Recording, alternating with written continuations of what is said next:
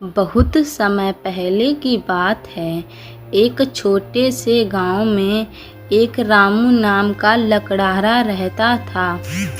रामू सीधा साधा, मेहनती और ईमानदार लकड़हारा था। वह हर दिन जंगल जाकर लकड़ियां काट और उन्हें शहर में बेचकर अपने परिवार का पेट पालता।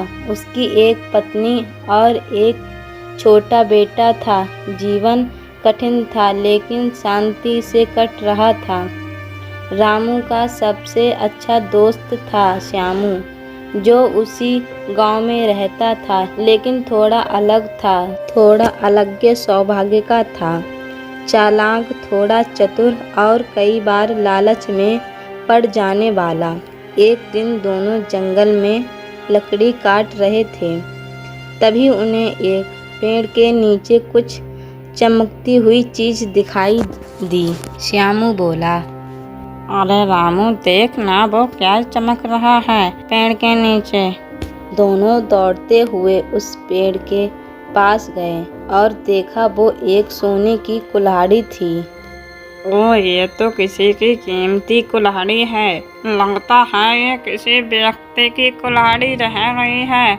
हम इसको अपने पास रख लेते हैं और जिसकी होगी उसको हम दे देंगे। तभी अचानक एक जल परी प्रकट हुई। यह एक जादुई कुल्हाड़ी है। जो भी इसे ले जाएगा उसे 3 इच्छाएं पूरी करने का अवसर मिलेगा। लेकिन याद रहे, अगर लालच किया तो सब कुछ खो दोगे। श्यामू की आंखों में चमक उठी। उसने कुल्हाड़ी उठाई और जल परी से 3 इच्छाएं मांगी। मुझे ढेर सारा सोना चाहिए। उसने जल परी से एक इच्छा मांग ली और उसकी झोपड़ी महल में बदल गई। अब श्यामू जल परी से दूसरी इच्छा मांगता है। मुझे सैकड़ों नौकर चाहिए। तुरंत उसके पास बहुत सारे सेवक आ गए। अब श्यामू ने जल परी से तीसरी इच्छा अपनी मांगी। अब मुझे राजा बनना है और मुझे एक बहुत ही अच्छा राजा बना दो। श्यामू एक बहुत अच्छा राजा बन गया और उसके सिर पे एक ताज आ गया। लोग उसे राजा श्यामू कहने लगे। लेकिन उसका लालच फिर भी शांत नहीं हुआ। हे जलपरी, मुझे एक और फल दे दो। जलपरी का चेहरा गंभीर हो गया और वो बहुत ही ज्यादा गुस्से में आ चुकी थी। तूने पहले ही 3 इच्छाएं मांग चुका है। अब तूने लालच किया है, तुझे इसका परिणाम जरूर भुगतना पड़ेगा। अगले ही पल श्यामू का सारा सोना राख में बदल गया। महल खंडर बन गया और वो खुद पत्थर का बन गया, ठीक उसी पेड़ के नीचे। रामू बहुत ही ज़्यादा भयभीत हो गया। ये क्या हुआ? इसीलिए ज़्यादा लालच नहीं करना चाहिए। इसने बहुत ही ज़्यादा लालच किया। जल परी ने रामू की तरफ देखा। रामू, तुमने कोई लालच नहीं किया। क्या तुम कोई इच्छा मांगना चाहोगे?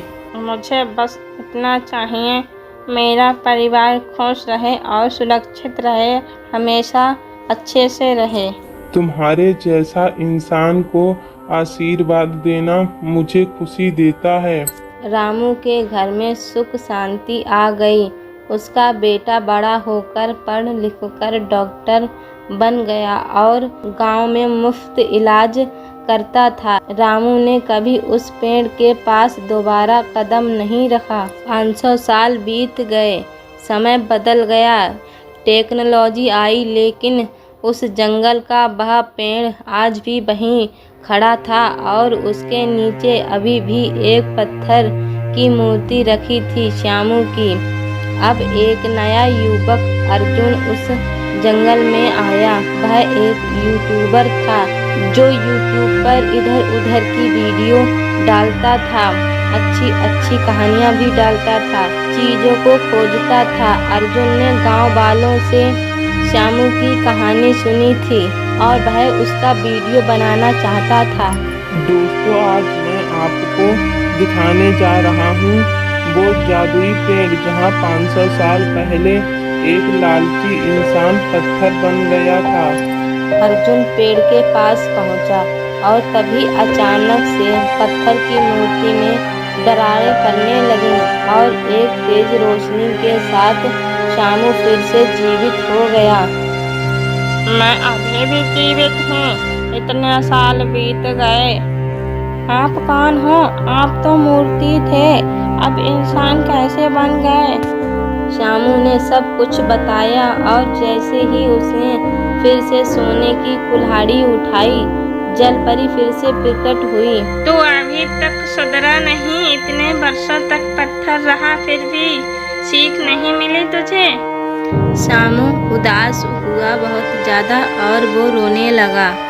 मुझे माफ कर दो। अब मुझे लालच नहीं करना, बस आम जिंदगी जीना चाहता हूँ। जल परी ने एक बार फिर दया दिखाई, लेकिन इस बार शर्त के साथ।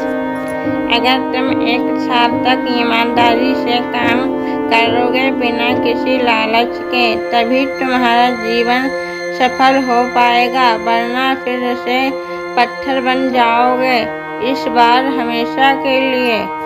शामू ने गांव में वापस आकर रामू के पोते के साथ मिलकर एक लकड़ी का छोटा कारोबार शुरू किया। मेहनत से कमाया और लोगों की मदद भी की। अब वो पहले से बहुत बदल चुका था।